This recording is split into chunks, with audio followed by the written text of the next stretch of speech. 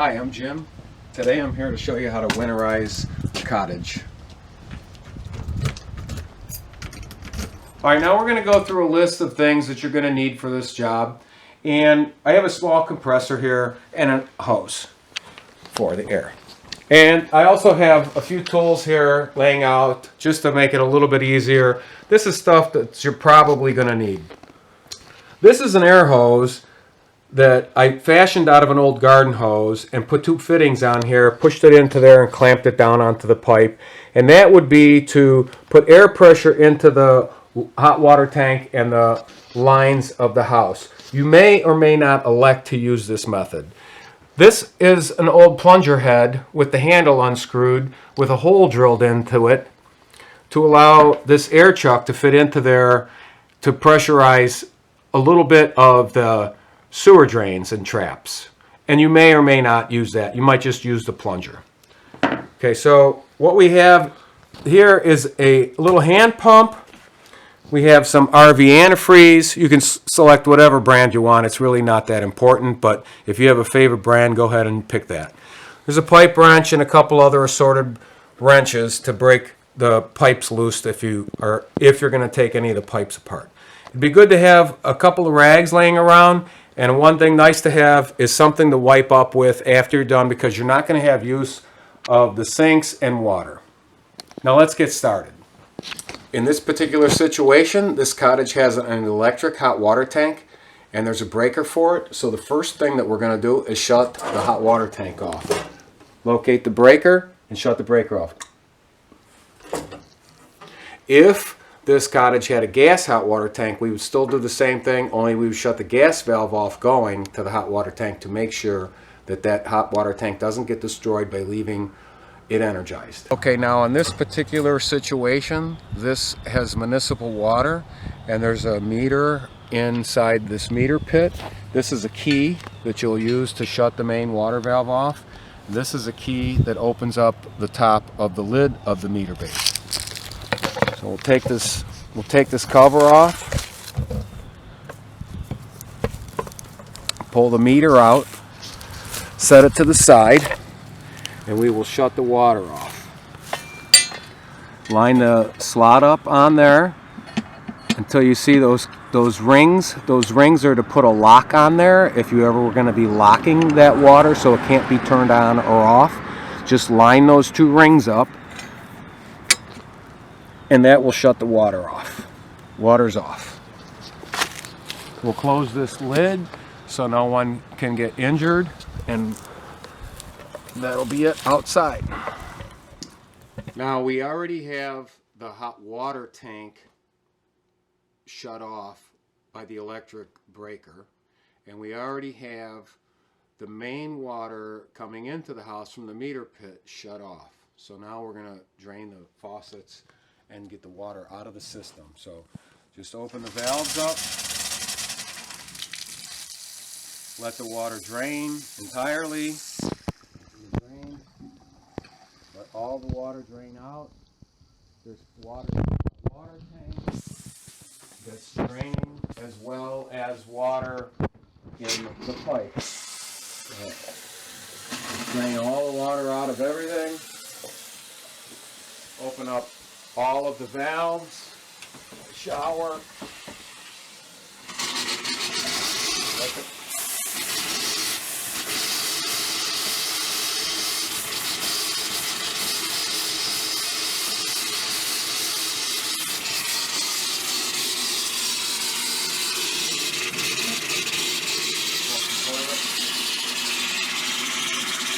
Drain the water out of everywhere.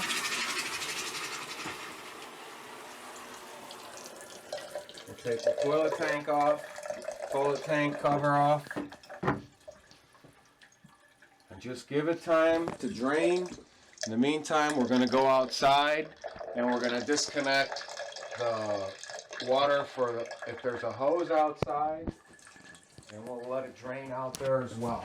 One thing you need to make sure of is you have to take the hose off of the spigot on the outside.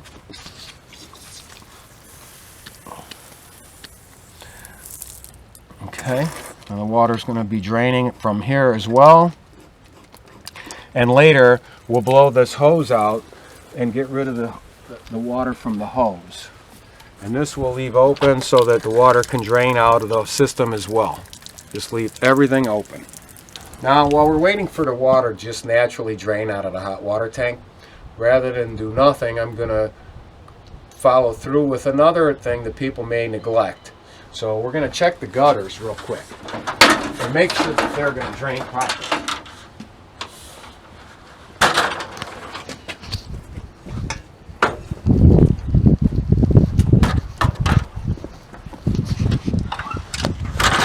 Okay, now that you can see, these gutters have screens on them, and there really wasn't anything in the gutter for us to clean out, but we checked it and it's functioning properly.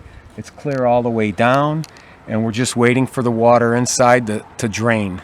So we're going to step into the back. I've made a little cover for an air conditioner, and I'll show you how to put a cover on the air conditioner and winterize that as well. Okay, now I already had this prepared and put this on before the video, but I'm going to show you this anyways.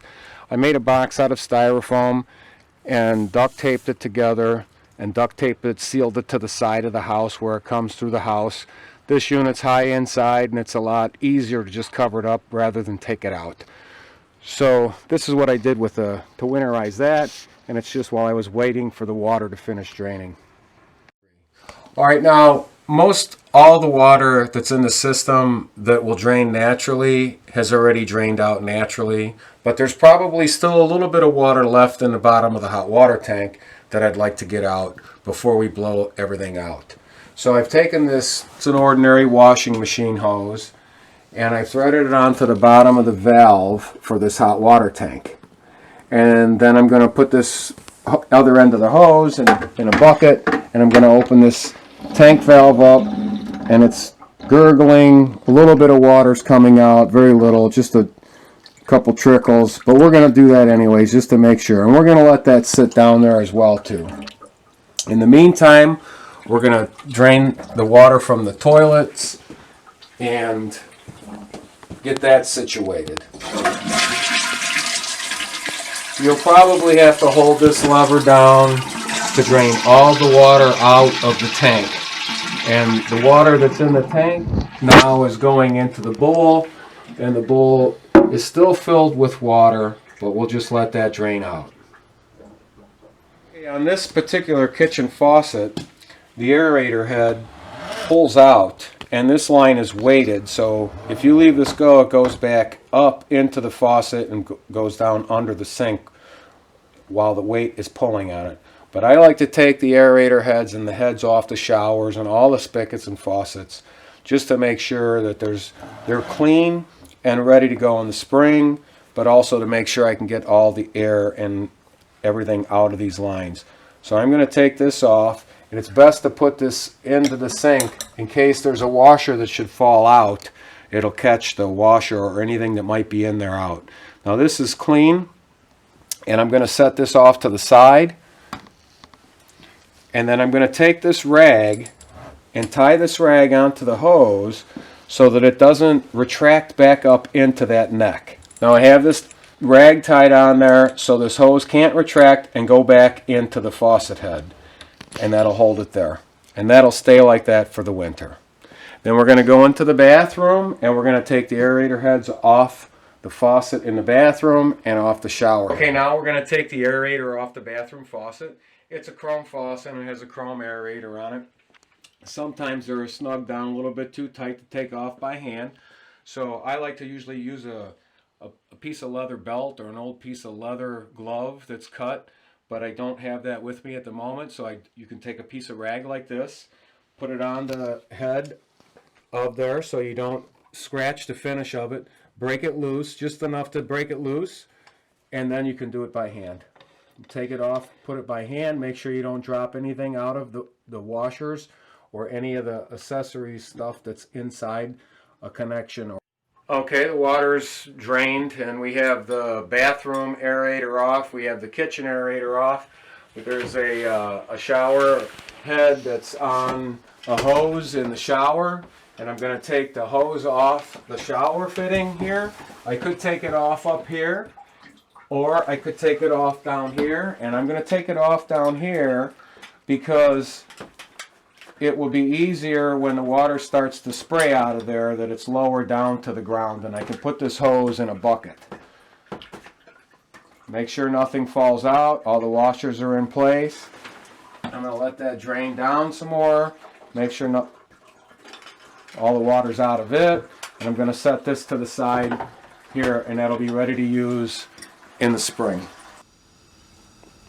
Now there's several ways that you can drain the air out of this, and I'm going to show you one that you can just use. This is a basic simple line that just goes. There's a very small complex of pipes in this unit, so it's a very simple one to do.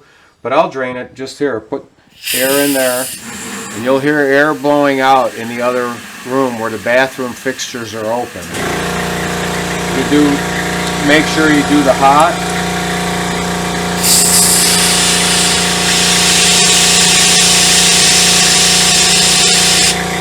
And make sure you do the cold.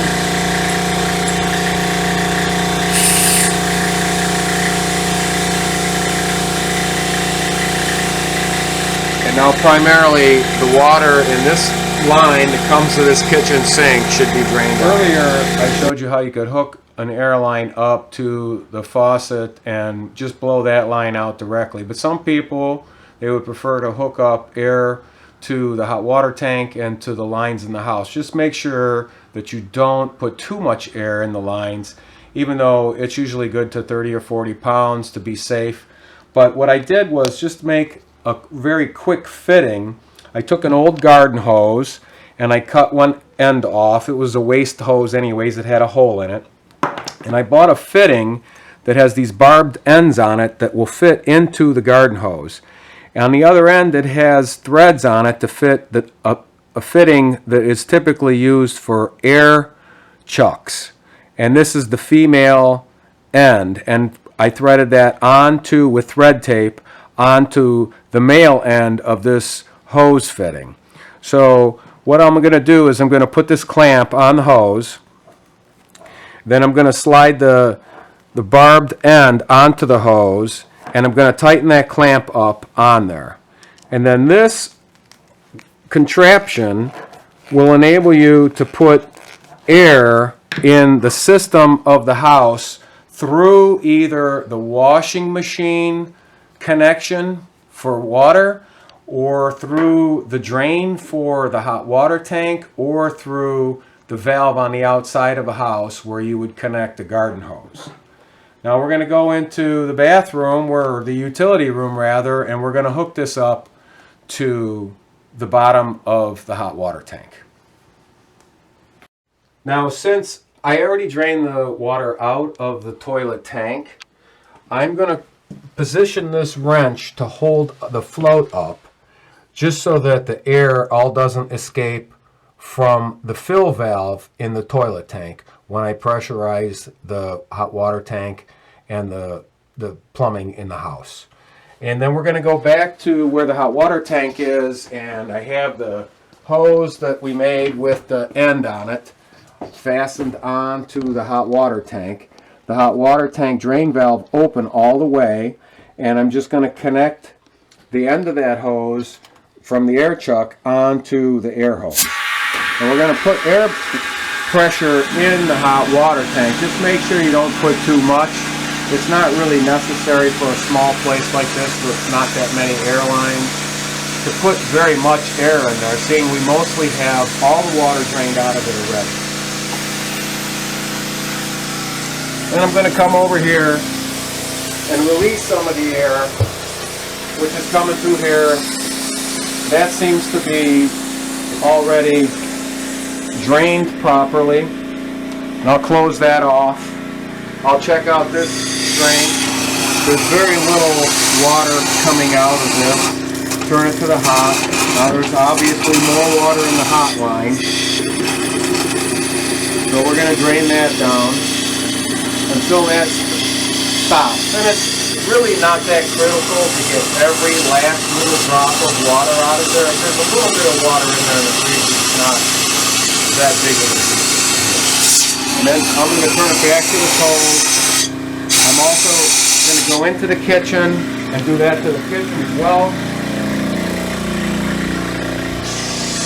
And I'm going to turn it to the hot and turn it to the cold. And as you can see, this didn't splatter at all because I blew the water through this line earlier using a different method that I showed you. Now I'm going to do the toilet.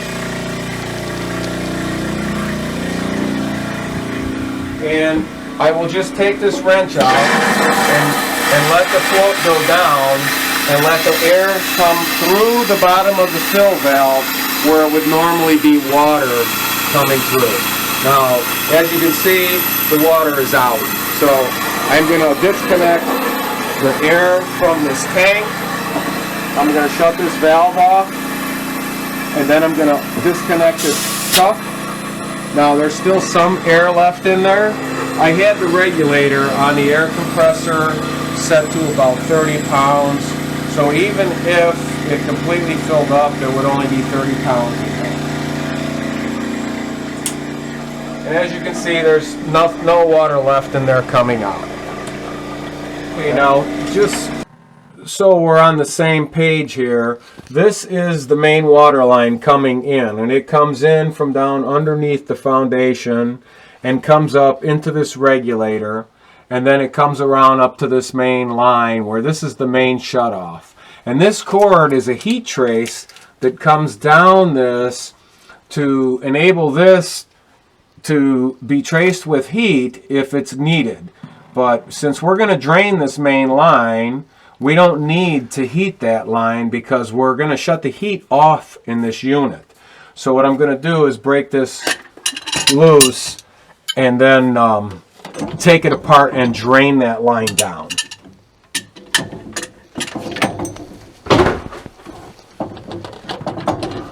That went easy.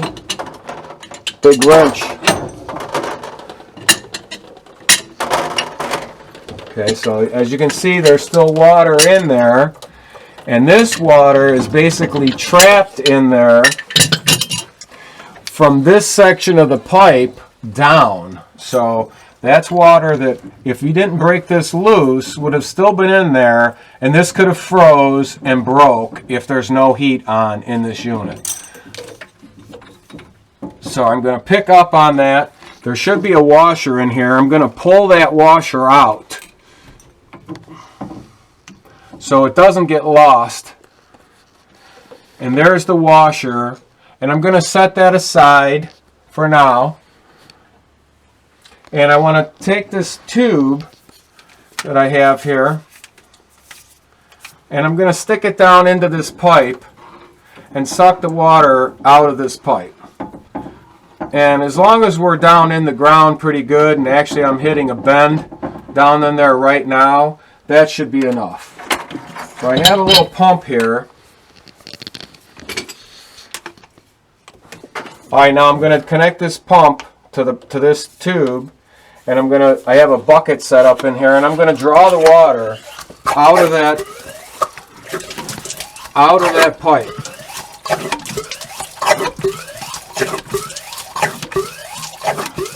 And you can do this with a drill pump or a different type of pump, but this is just as easy because there's really not that much water in that pipe. And that's primarily about it. Okay, so since I already have this tube forced down into the main water line, and I already have an air line hooked up in here, I am going to confirm that this pipe is not still filled up with water, I'm just going to shoot a little bit of air in there and see that we might get some splatter, but it's not really a big deal. It's just a utility room, and I'm not really worried about it. Now there's a little bit of water splattering out of there, and I'd rather get the water out of there if there is any extra water in there. And there we have it. And we can just leave this tube sitting right in there, and then in the spring pull this pipe out. It won't hurt anything, just the way it is right now. Okay, so the water lines and the supply lines and the main line are taken care of, and the hot water tank and whatnot. So the next concern would be the sewer lines. And I'm going to blow some of the water out of the traps just so that we get a stronger solution of some antifreeze in there. And it's just regular RV antifreeze, not a big deal. So I'm going to use this plunger head that I took off of with the stick. I just drilled a hole in there, just enough to get this air nozzles in there. And I'm just going to use this to blow some of the water out of the trap. You might want to make sure that the plug is in this side of the trap because the air will just come out there if you don't. So I'm just going to blow that through to get most or some of the water out of this trap. And then we're going to move into the restroom. Okay, now our next step is I'm going to go to the bathroom sink and I'm going to blow the air out of the bathroom sink as well. And that's probably not going to get all of the water out of that trap, but let's just get most of out of it that's reasonable just to make the solution of antifreeze a little stronger. The same thing with the bathroom shower. And again, it's probably not going to get all of it out of it, but it just will make the solution of antifreeze a little stronger by doing that. Once again, this is just typical RV antifreeze. The brand doesn't really matter. If you have a favorite brand, buy that. But we'll take the lid off. We're just going to pour some into the toilet bowl. And now that should have pushed and diluted some of the water that's in there. But now we're going to put it in the tank itself.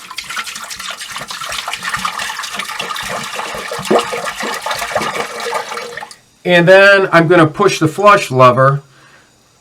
And there really wasn't enough in there to really flush. But as you can see, it's coming through and it's coming around the ring of the bowl. But I'm going to grab another jar, and then we're going to finish that up. Okay. All right, now just to make sure that there's any water that's in the ring up here, it will be washed through with this antifreeze. I'm just going to pour some more in the tank. And do you really need this much? Not really. But I'm going to flip the lever and make sure you can see it going through into the bowl. There you have it. Now I'm going to pour some into the sink.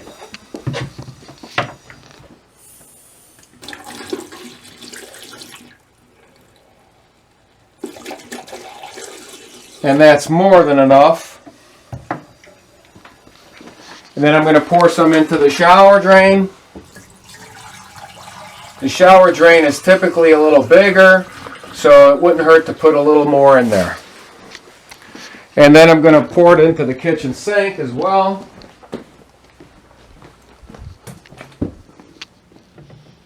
This is a 2-bowl sink, but there's a pipe that's connected and they both have a common trap. And that's plenty, that's more than enough. And that's how you winterize the drains. Okay, there's a few other things with the plumbing involved that we haven't gone through. If you have a dishwasher in your cottage or a refrigerator that has an ice maker or water in the door. So you'll also have to winterize those to keep those from being a problem in the spring. So it's best when you do that is if you have the air hooked up to the water lines is to cycle the dishwasher and put a little RV antifreeze in the bottom of that as well and let that cycle through. You don't have to run the whole cycle, just make sure it pumps through some of the water and you can hear it coming through generally underneath the sink. You'll hear it gurgling through, and also you'll blow the air out of the line so that the solenoid doesn't get broken if it freezes. The same thing applies to the refrigerator, only on the refrigerator if you have an ice maker and water through the door, there'll be 2 solenoids and you have to cycle those separately. So just cycle that, blow some of the air through it, and that should be it. And the same thing goes with the water in the door. Cycle that, and that should take care of it. Another couple things that could be handy to have is if you get a couple of timers, you can put a light on a timer and it'll cycle as many times as it allows it to, and that might be a little bit of prevention that somebody might think there's someone around. You can also have another timer that you could put a small little fan on it, and then you'll have a little bit of air movement blowing around in the unit so it's just not stale air. Also, you could, if you wanted to go one step further, is get another timer and put it on a radio, so every once in a while there might be somebody talking or playing music on a radio on occasion. Another thing you might want to check is your windows and doors and locks. Make sure all the windows and doors are functioning and shut and sealed up properly. And the same thing with the locks. Make sure they are all functioning properly as well. If you want, when you finish up, just vacuum the place up and check to see what bag it takes for your vacuum, because in the spring you're going to probably use that first time. It's going to smell pretty danky, and then you can replace the bag and you'll start off fresh. Please note that if you are winterizing appliances such as a dishwasher and a refrigerator, you should always consult your user's manual for specific winterization instructions. I'm Jim. Thank you for watching. I hope this helped you out. Stay tuned to our YouTube channel for more instructional videos.